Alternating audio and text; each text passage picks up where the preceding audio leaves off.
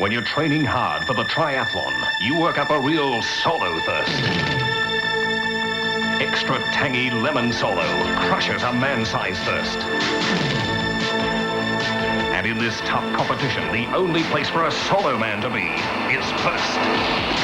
And when you've got a thirst for it, you've got to crack a solo! Solo lemon, it's light on fizz for when you're long on thirst. So crack a solo and be a solo man.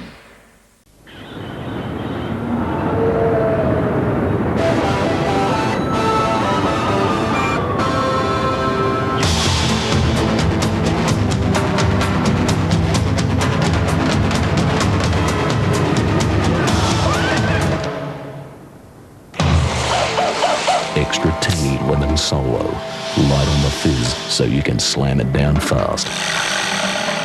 Solo lemon, the thirst crusher. So Solo Man, just to give you a bit of history, Solo Man was created in the 80s and early 90s, and that was this character. So if we're looking at a memorable character, that's what they were trying to do.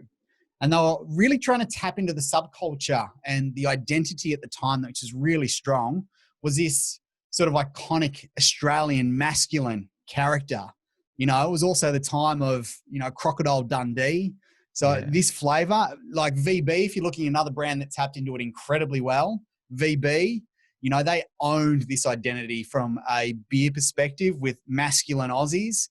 And Solo Man was really trying to do exactly the same thing, but for the soft drink market. So if you're looking at it, like Solo's trying to make a soft drink hard for tough Aussie males. From an ad perspective, the thing that makes this so good is they know exactly who they're targeting. And that's, I think, a good protocol is if you're advertising for everyone, you're advertising for no one. You have to have a crew. And so they took a shot. They said, you know what?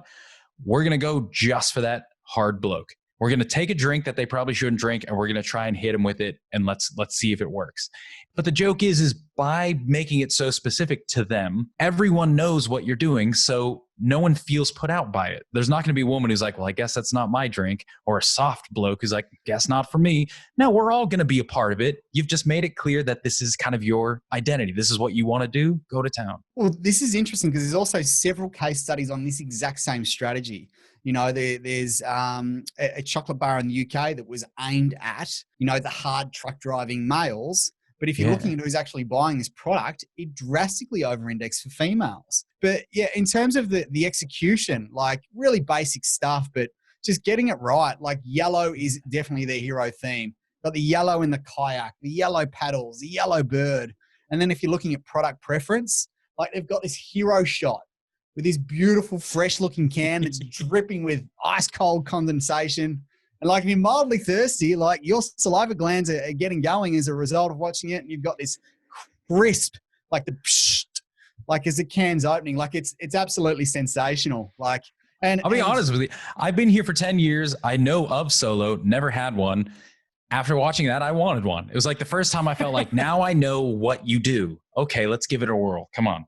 And the underlying promise within that, which is consistent throughout their Solo Man execution, but the promise of the brand, you know, what's so great about Solo? They just reinforce it. Light on fizz so you can slam it down fast. Again, they're just reminding, and that's what it is. And that's what he's literally sculling a can of soft drink, which is virtually impossible to do with many other brands. I think I want to go down. I think this real quick, just want to hit on this because I'm thinking about this now. Why would it be that if you target the hard Aussie bloke, you get more female drinkers? What the heck just happened? And what I'm thinking is, in order for us to form a memory for something, we have to have a place to anchor it. So all of the memories, all of our understanding in our brain comes in clean, but then we have to tie it to what we call schemata. So if you have a free floating fact in your brain, it's unrecallable, it's useless, it's dead.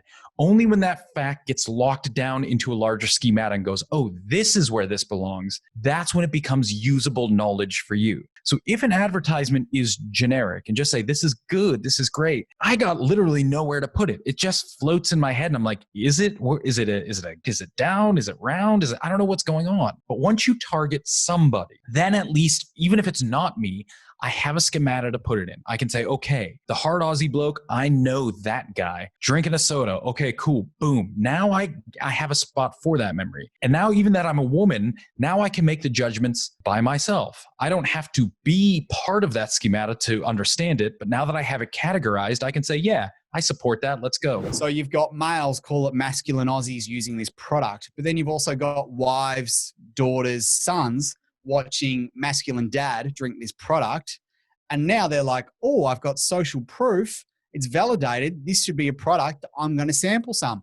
A really smart guy I used to work with, and he knew the auto industry better than anyone. He knew that you needed a minimum 500 cars on the road in a certain city so you'd have social proof that other people were driving this vehicle. So that becomes the social proof that, wow, I trust this brand. I need to sample it. I'm going to try it. So again, it's understanding the role of this piece of communication in the wider sales journey.